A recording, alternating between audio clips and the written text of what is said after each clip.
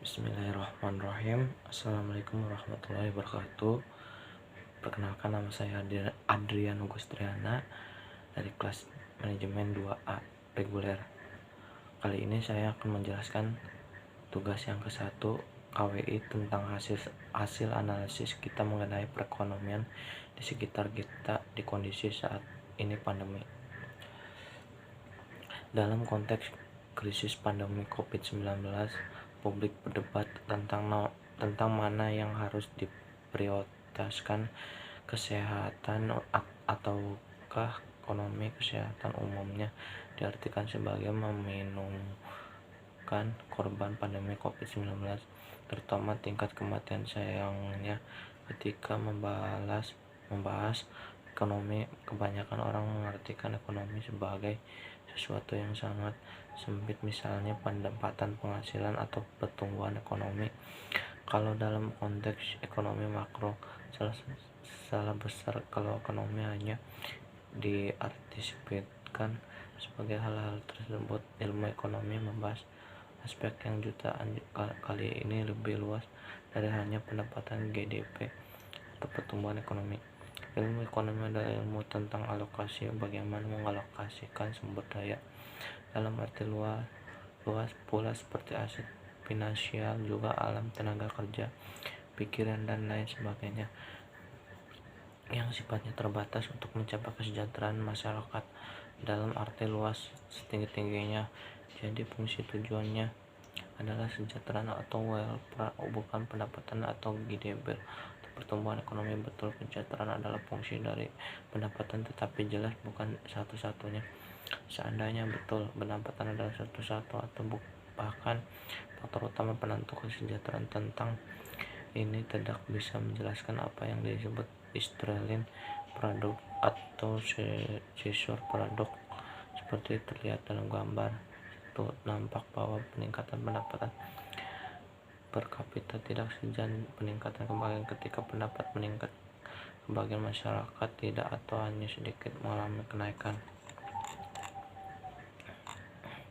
Metodologi secara lebih spesifik, tujuan dari analisis ini adalah sebagai berikut. Dari alternatif skenario penanganan pandemi COVID-19 sebagai berikut. Yang A, intervensi minimal. Yang B, intervensi kuat, misalnya melalui pembatasan sosial berskala besar yang efektif. Yang C, intervensi kuat dibarengi dengan simulasi fisikal, mana skenario yang paling memberikan ongkos ekonomi paling rendah.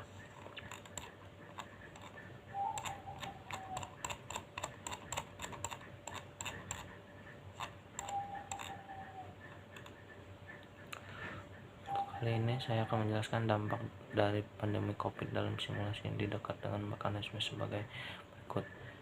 Distribusi dari rantai produk global terhadap perdagangan internasional, penurunan dari aktivitas pariwisata internasional, distribusi produk sebagai dampak dari karantina sosial di stretching, dan berbagai pembatasan mobilitas sebagai dampak dari respon terhadap pandemi.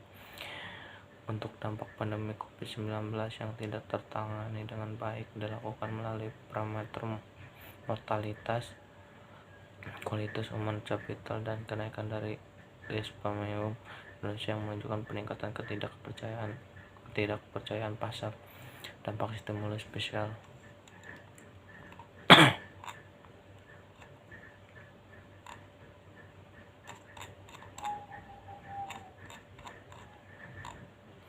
Kali ini saya akan membahas hasil dan pembahasan.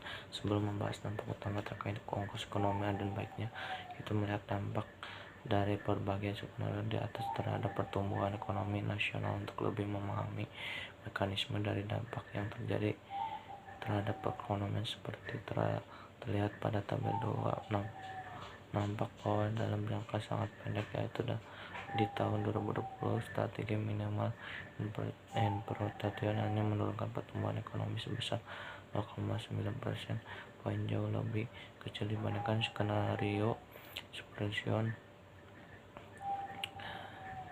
4,2% poin, atau bahkan skenario suppression dengan stimulasi fiskal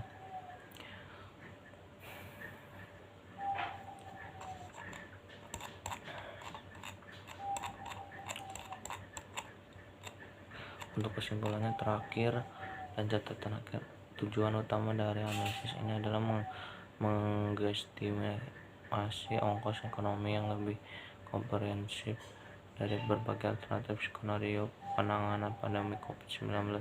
Dalam hal ini, skenario independensi minimal, skenario independensi kuat, seperti misalnya melalui pembatasan sosial berskala besar yang efektif, dan skenario independensi kuat dibarengi dengan stimulasi fisikal. Metodologi yang digunakan adalah kombinasi dan dari binary cost analysis sederhana, model KG Indotrem, dan telah dilihat terus hasil analisis menunjukkan bahwa betul informasi kuat untuk minimalisasi penyebaran virus COVID-19 dalam jangka pendek dapat menurunkan pertumbuhan ekonomi lebih parah dibandingkan skenario minimal inflation.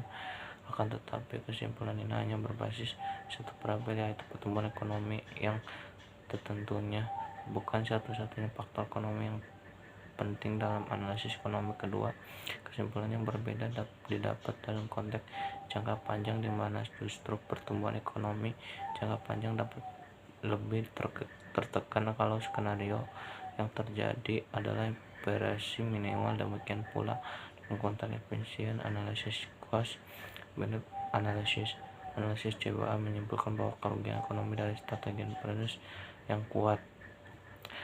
Sekian dan terima kasih. Bila ada kata-kata yang salah, kurang lebih mohon maaf. Billahi taufiq wal hidayah. Wassalamualaikum warahmatullahi wabarakatuh.